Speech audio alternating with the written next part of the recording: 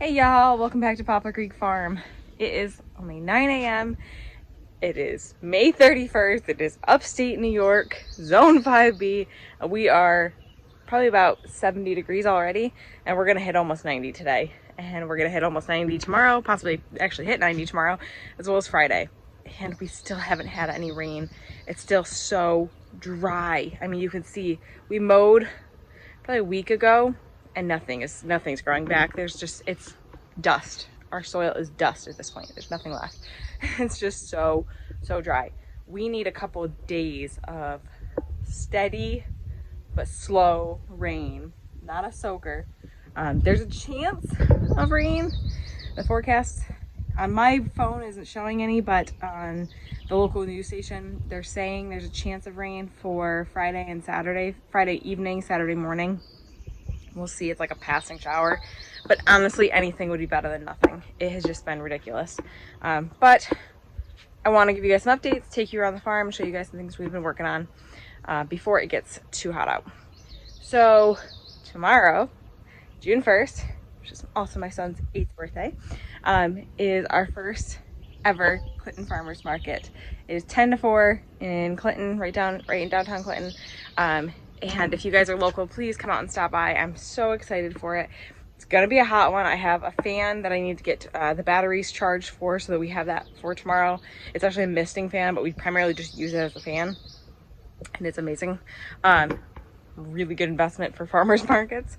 But yeah, so we're so excited. I can't wait to see how it goes. It's a lot different than a lot of other farmers markets I've done. The setup is a little bit different. Just the way we have to like unload quick and like move our vehicle and figure things out. It's a little more, I think it's gonna be a little more stressful initially, but we will figure it out. We'll make it work. And Saturday is typically for us the Oneida County Public Market. We will not be there this Saturday only because it's my son's birthday party. Normally my uncle covers, but he's got a wedding to go to later in the day, so we decided nope, not worth the stress, not worth trying to pack everything in and rush around, so we're not going. But I'll show you guys a few things I've been working on. So because our garden is so dry and everything is so hot, I can't really plant much of anything in the ground right now just because it's literally just rock. I got these basils, there's 2 more over there, from my aunt, and they were beautiful. She grew them in her hydroponic system. I did go ahead and top them off so that hopefully they will bush out a little bit more, but obviously there's a bunch of them there. So I decided, I've had this tub and I've used it for markets before, but honestly it's not spectacular for markets because it's so big that things just kind of get lost in it. So I decided to go ahead and make a little herb garden here. And I wish I should have labeled everything. I know where a few things are.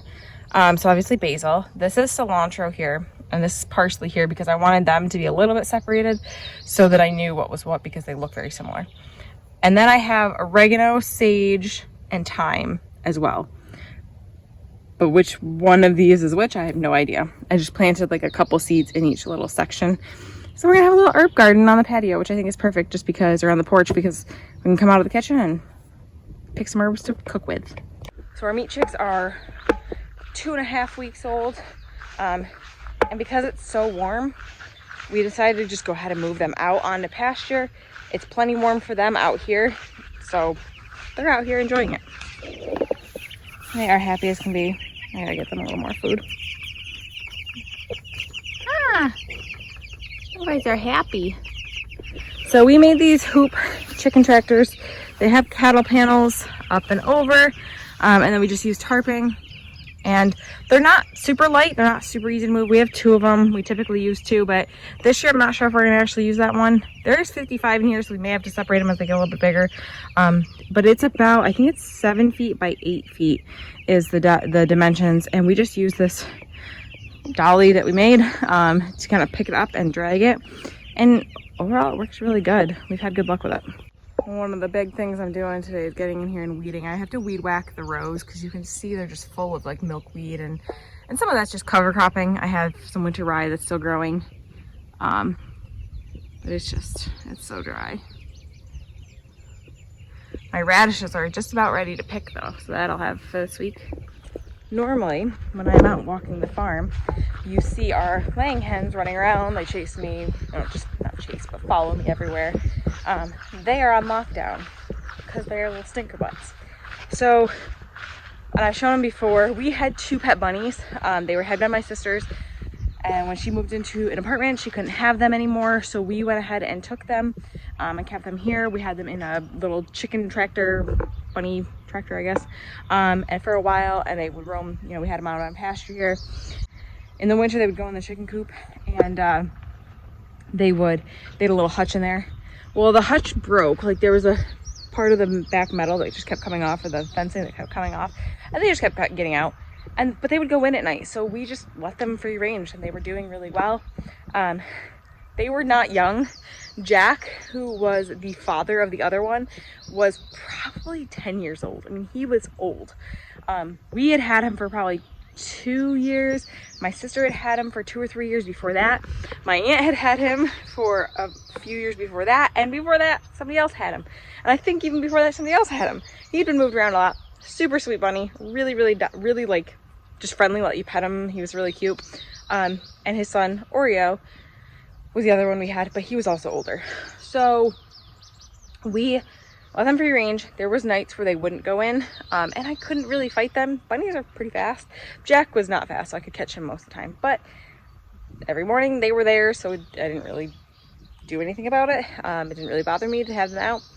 Well, a couple months ago, Oreo disappeared, and he did that sometimes. He would disappear for a few days and then come back, so I thought nothing of it. Well, he disappeared and he didn't come back. And then Jack also disappeared about a month later and hasn't come back, and that was a few months ago.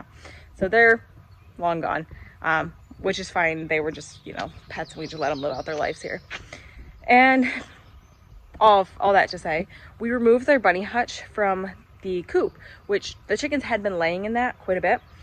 And when we removed it, they decided, well, we're not laying in the coop anymore.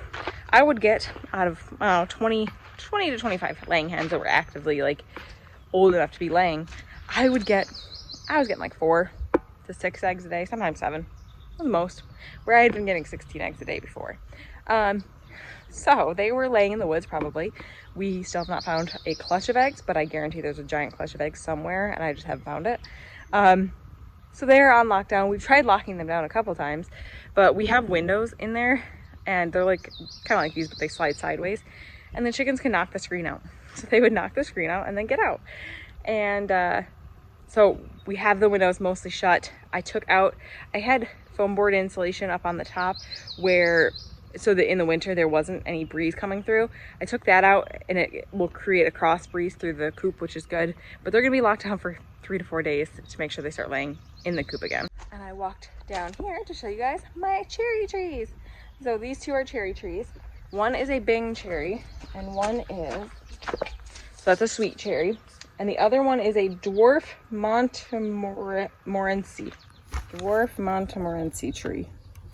We got these from Greenscapes. How big that one is. This one's gonna get huge. This is the Bing. It's gonna get really big. So sweet and a tart cherry. And my parents got me these for Christmas. They had given me a note on Christmas saying, you know, hey, come springtime, we'll get you some cherry trees. And we finally found some. They were a little more expensive than they wanted to be, but how healthy they are. They're gonna be amazing. We can't put them in the ground yet though, because where we are putting them is just rock hard. And these 3 trees are not mine, sadly, because look at this. This is a Macintosh, and it's in a pot, and it's got tons of apples on it. I'm jealous. Got apples everywhere. But these are my parents. They have 2 apple trees and a pear tree that are going up at their property. They were getting our cherry trees, so we were, you know, nice enough to get to pick up their trees with the truck, which just made it easier for everybody. Along the garage. My little landscaping here. This is a lilac, and it's grown so much. I had a big, huge lavender plant here last year. It's the same variety, the Homestead lavender, and it died. They are supposed to be fine in our zone, but we did get really cold this winter. We got down to like -40 at times with wind chill. So, you know, I think it just was too cold for them. I will cover this one this year. This one I got from Nicole up at Flower Hill Farm, Boone Street Nursery. I went and picked that up the other day. And then we're gonna have roses soon. So many blooms. So I pruned these roses back a ton. I always heard you were supposed to, And I went ahead and I really chopped them. Like, I mean, I chopped them down.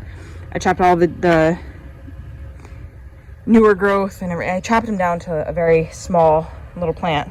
As you're supposed to. I've looked at videos on how to prune them and I did it appropriately. And look how huge they are. They're so bushy. Look at that.